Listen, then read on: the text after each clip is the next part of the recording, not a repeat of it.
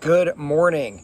Cigar Review 95, we've got the Drew Estates Kentucky Fire Cured SwampThing. So first I'm going to talk about my impressions of this cigar, and then I am going to give a lesson on this wrapper, and I think it's well worth waiting for. It's good information.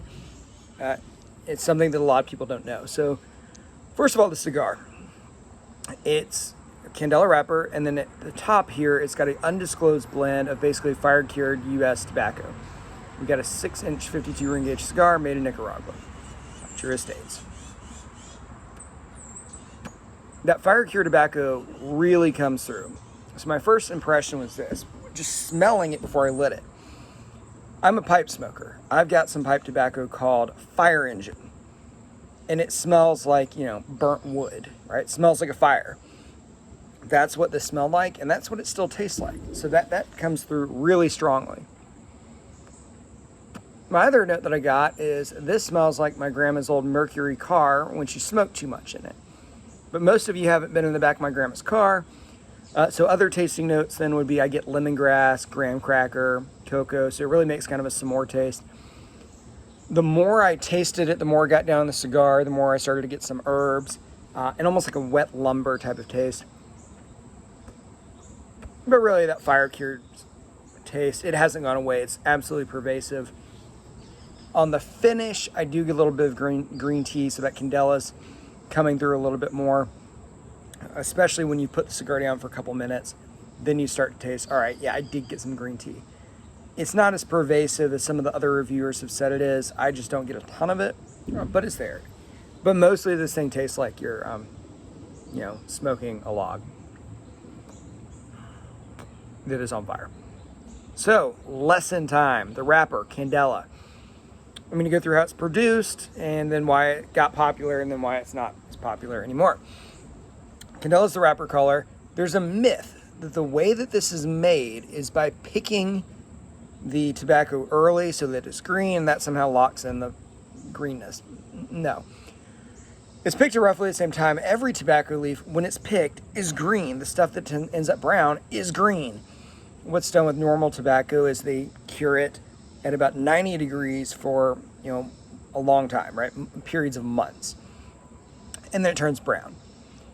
What they do with Candela is they pick it and then they immediately start raising temperature. So 90 degrees, 120, 130, up to about 175 over a 3-day period. So they bake it. The difference being, if you were to take that normal tobacco at the end of that process and grab it, right? It's pliable. It's almost like a slightly wet, napkin, right? You could roll it. If you were to do that with Candela after that 3-day process, it'd fall apart in your hand, right? It's brittle, it's dry, and crack. So they have to rehydrate it. But again, it's done in a period of days. So what does that mean? Well, it means if you're a farmer and you're producing this, you make money a lot faster because it doesn't take as long. So that's how it got popular, right? The Cuban government and the Cuban producers decided, hey, we can turn this into money a lot faster by making it this method. So they did, which is why it got wildly popular for a long time, as well as that in the war, the U.S. troops seemed to really like it, so it caught on. In normal production, only about 5% of the leaves will end up green and lock that chlorophyll in. And that's what's making it green, obviously, is the chlorophyll that's in there. So it got wildly popular.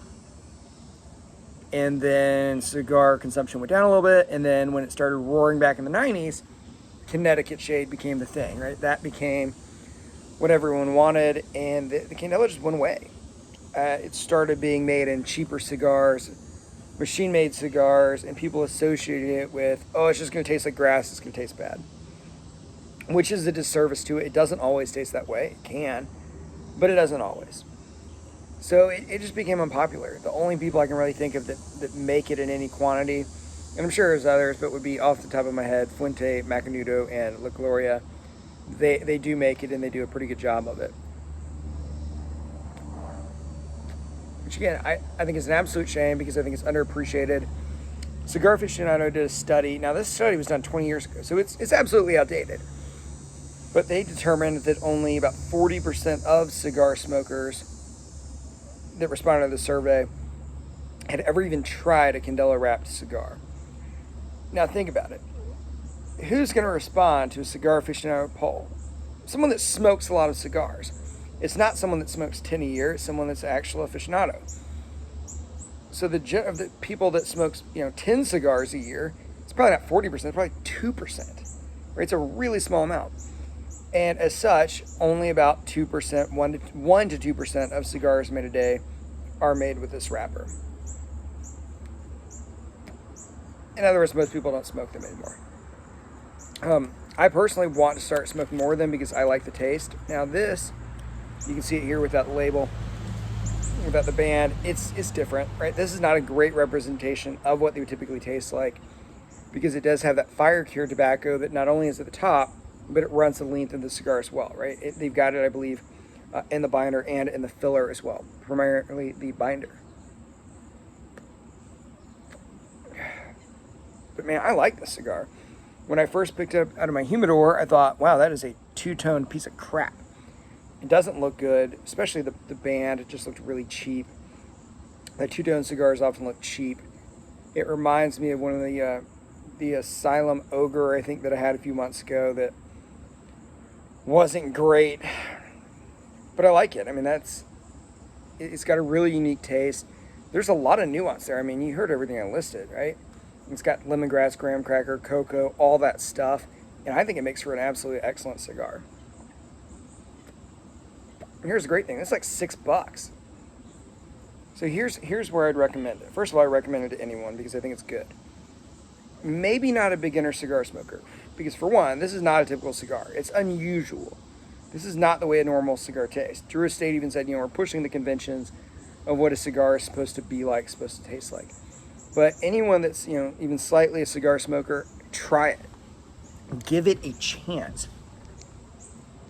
And it's like $6. You can afford to, buy a 5-pack of these or a 10-pack. And smoke them. And Drew Estate makes a sampler that has these and a few actual sweet ones. And there's some residual sweetness to this. But that cigar review 95, that Drew Estate Kentucky Fire Cured SwampThing. If you've had a Candela wrapper, let me know what you think. If you've had this cigar and you like it, or you've had it and you hate it, or you hate Candela wrappers, let me know. I'd be really curious, especially on this video, to get feedback and see what other people think. It'd be interesting to see if the people that watch my channel, what percentage have actually had this type of wrapper. Again, cigar review 95, that's going to be a strong buy from me for this cigar.